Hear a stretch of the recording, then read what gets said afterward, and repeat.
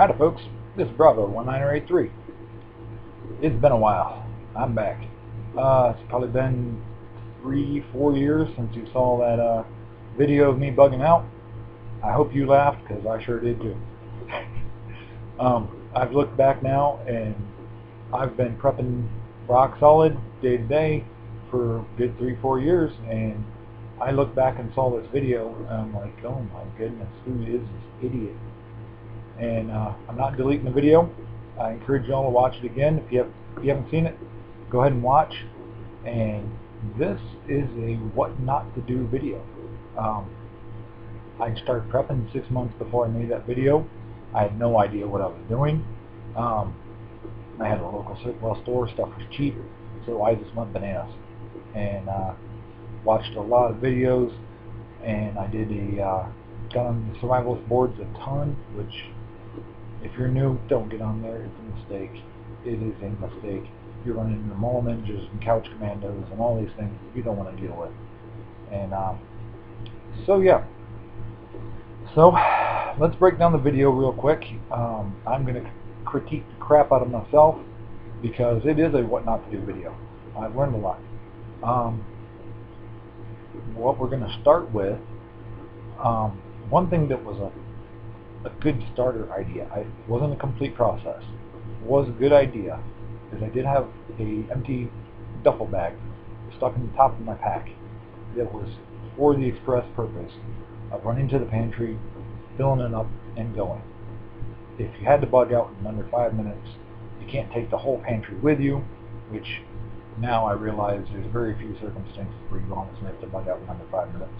But hey, we'll go with the theme just for the sake of argument.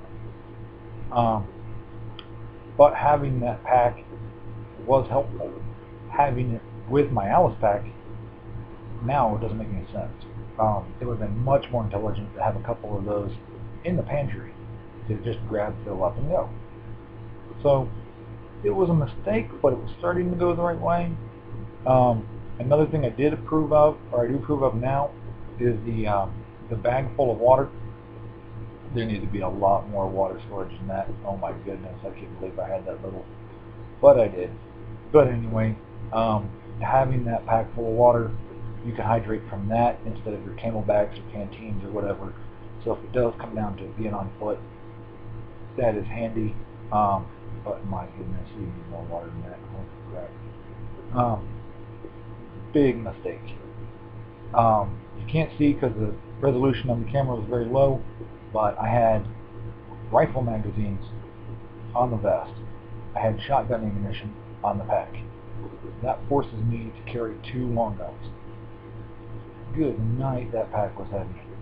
And so was all the weapons. Too much stuff. And so now I'm stuck with either having to carry both long guns or carrying ammunition for a weapon that I'm currently not using.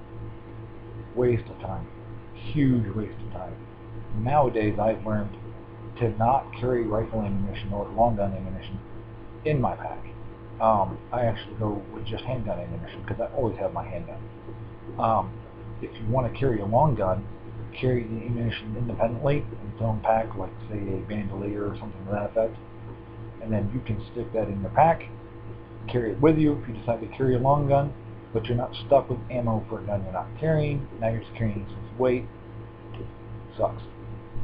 So that's the way I roll now. But yeah, that was a huge mistake. Carrying the Alice pack and the weapons to the car first, big mistake. First of all, I'm putting all this other stuff on top of my weapons. I may need my weapons, so that doesn't work very well.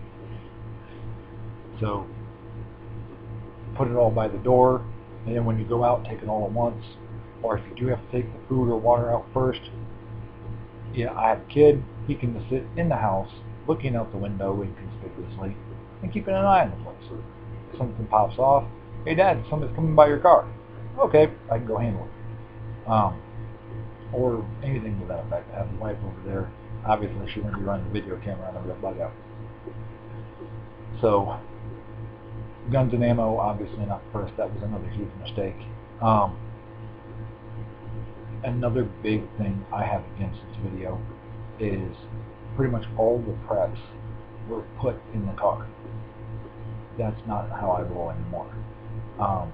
My car, just sitting there in the driveway, has a spare pair of boots, a spare pair of socks, a little bit of food, a little bit of water, and a few other pretty cool things that help you go. So it's not what you put in here is what you've got. There's already a big basis for it. It cuts down on the trips, cuts down on the weight. It makes things much easier. Another big, huge elephant in the room is the pack itself. Good night. What are you doing, man? That thing weighed so much.